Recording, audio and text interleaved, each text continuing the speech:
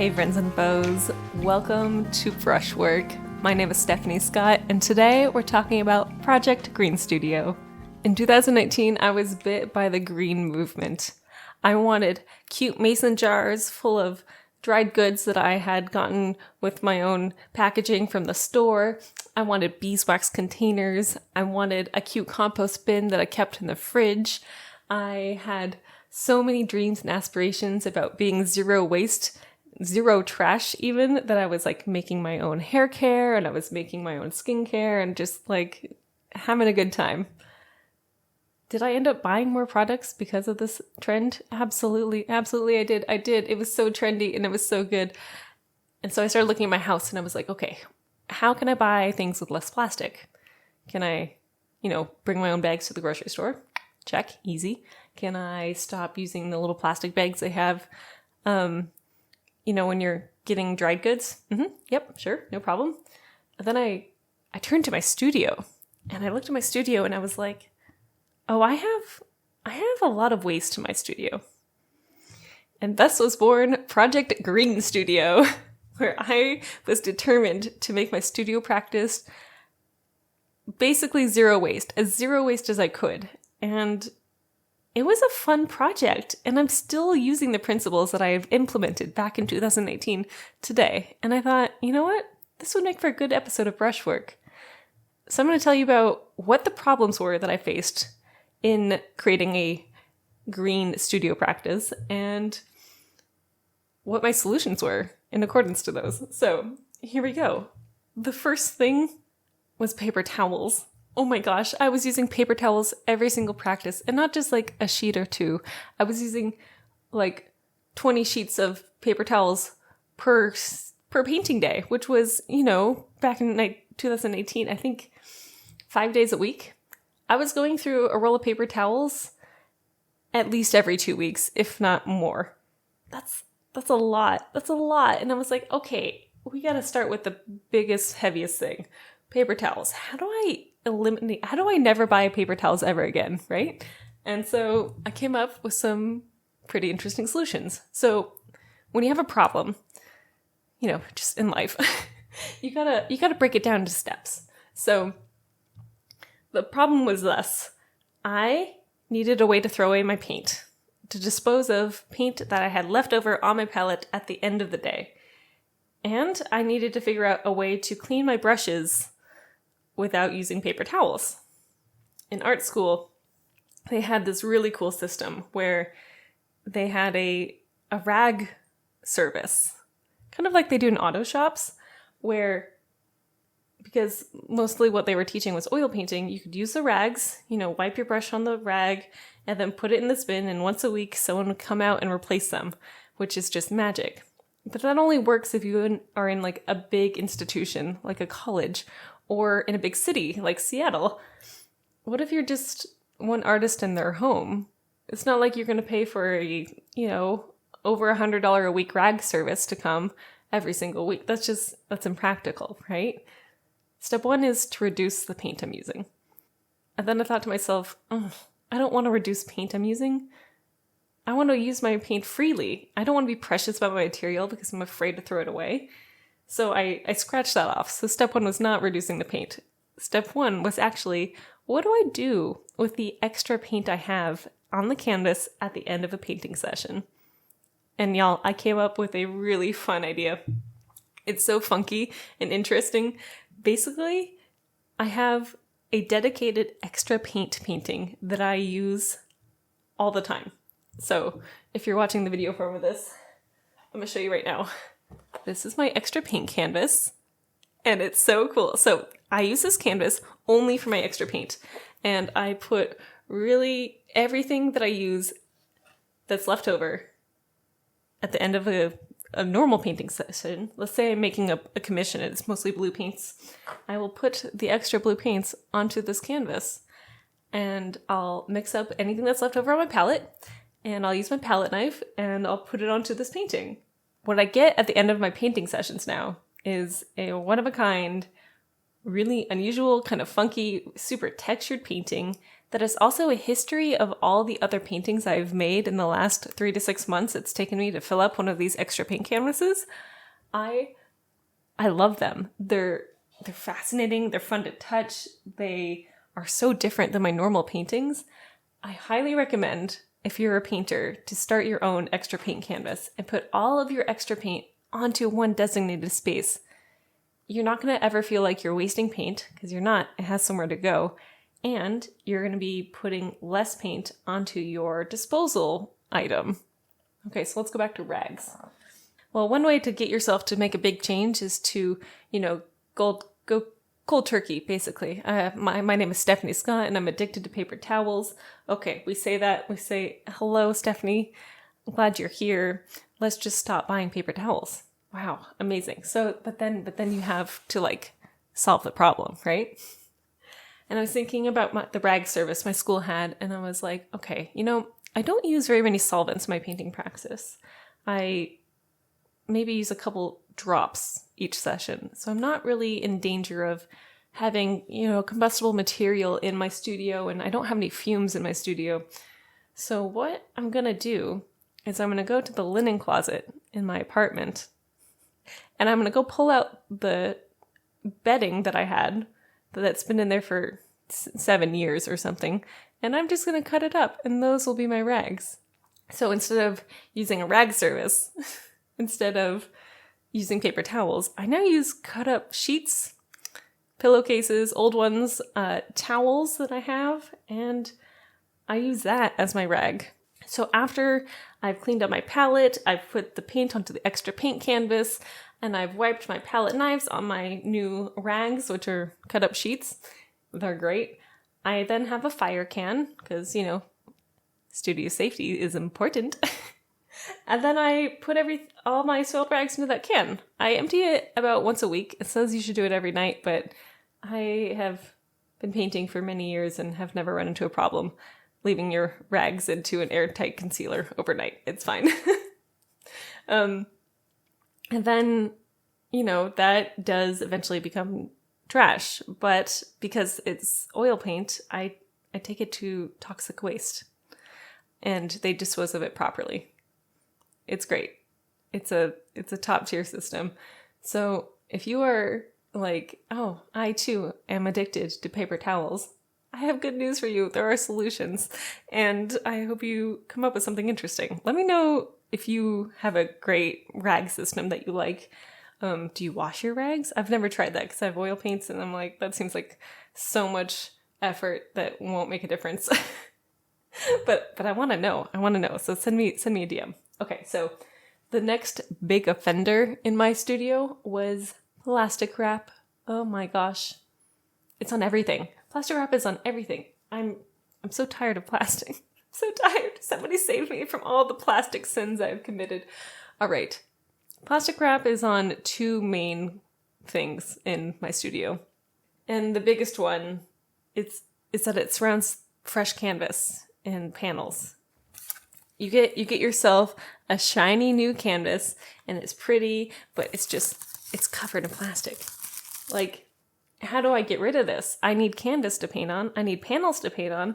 I don't want all this plastic, and I know that it's there for a reason. It's there because when you're shipping canvas, you have to protect the surface. No one's going to buy a piece of canvas that has marks from shipping all over it, right? Okay, so you've got 2 main options here, right? You can either buy all the parts to a canvas and make your own canvas, which can be fun, because you can control everything, but it gets really expensive. And I was like, look, I'm fresh out of art school. I don't have a lot of money for this.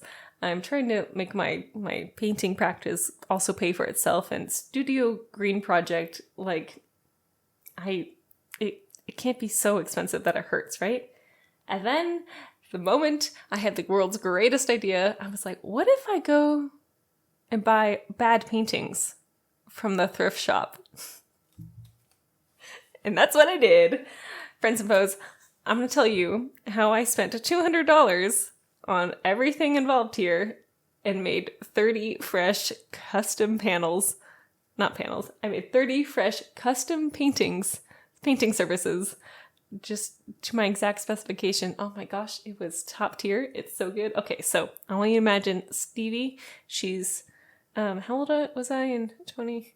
She's 28. She's 28. And she goes to her Goodwill and she gets a cart and she's covered in paint because that's what all my clothing looked like when I was in that studio. I was just constantly covered in paint.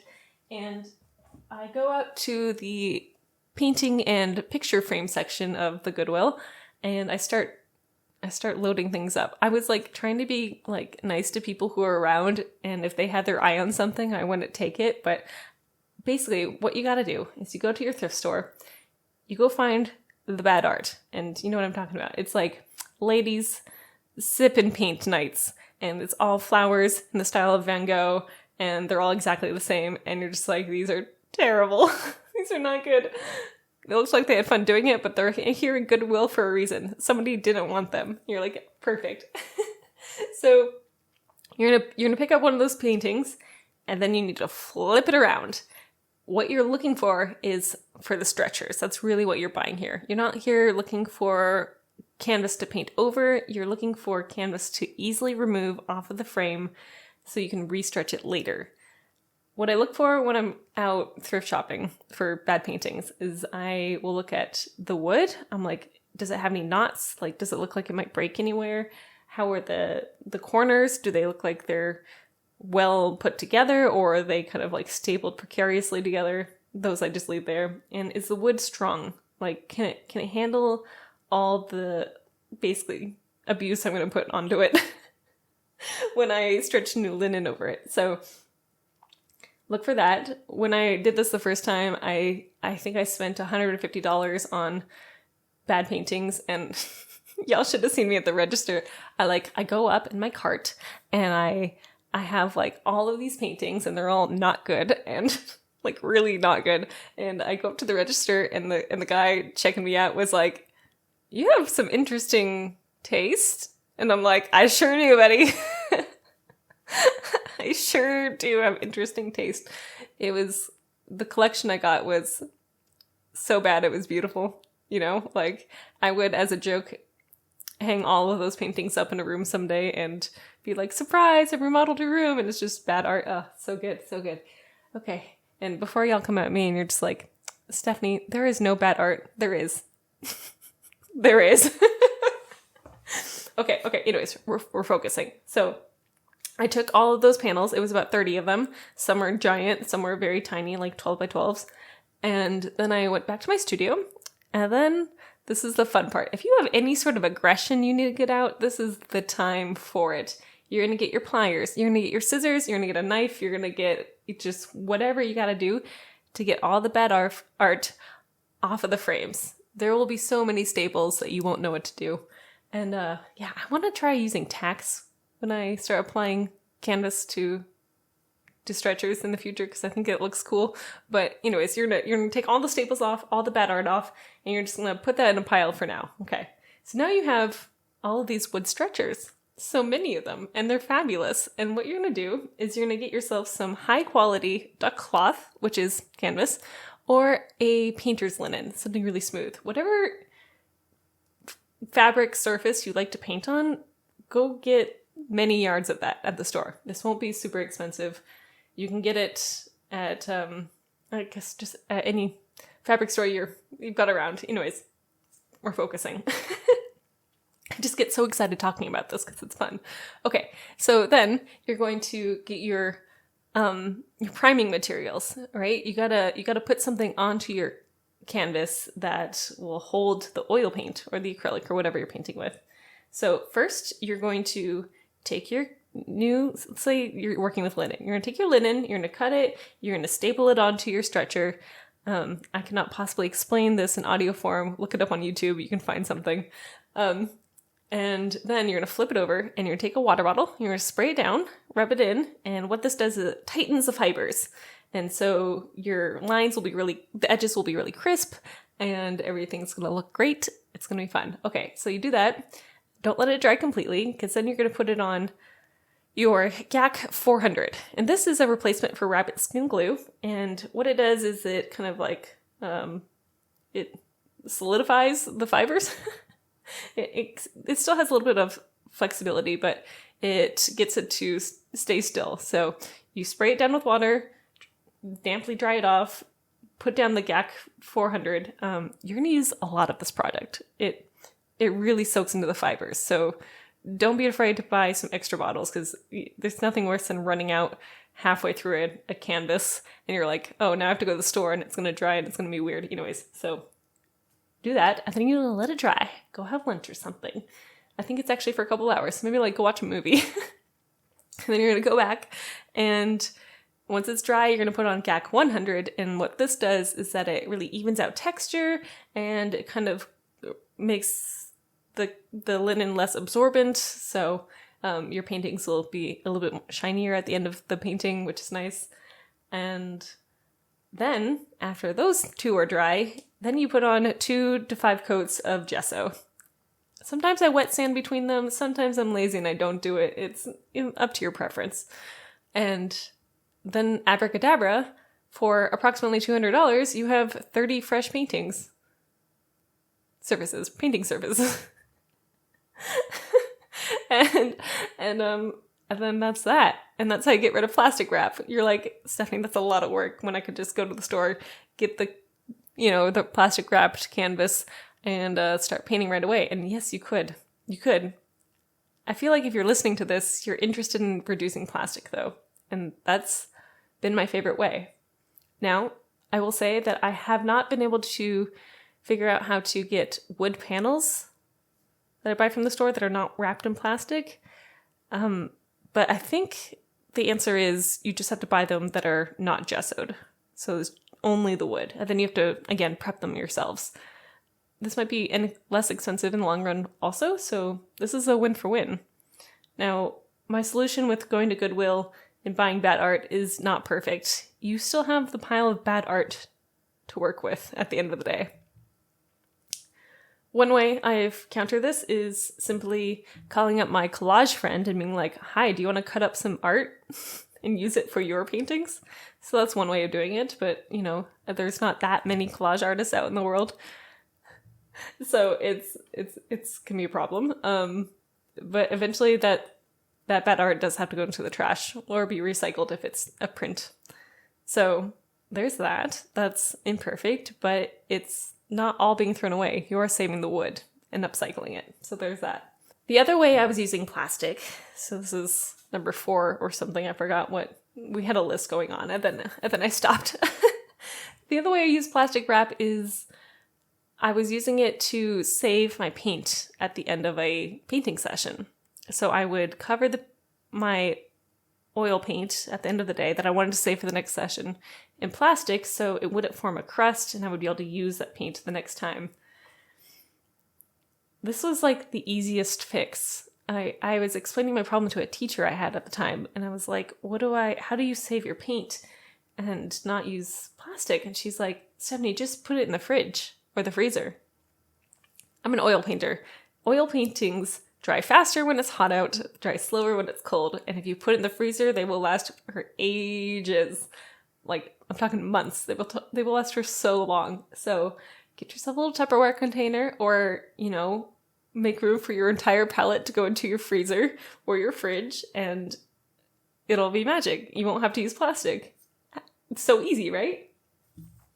So I started this adventure in 2019, and it's 2020 right now, and I still have a trash can in my studio because sometimes you have things that you can't recycle, you can't upcycle, you have to throw away. But instead of taking the trash out, every week, I'm taking it out like every 2 months. And I think that's a huge improvement. If you have enjoyed this episode of Brushwork and you have some tips on how to make your studio even better, I desperately want to hear them. I love to hear your ideas of how you have your own green or zero waste studio practice. If you end up making an extra painting, please tag me. I'm at stephaniescott.art, or you can find the podcast at brushworkpod over on Instagram. Thank you so much for listening. Make good choices, everybody, and I hope you have a fantastic day. Bye!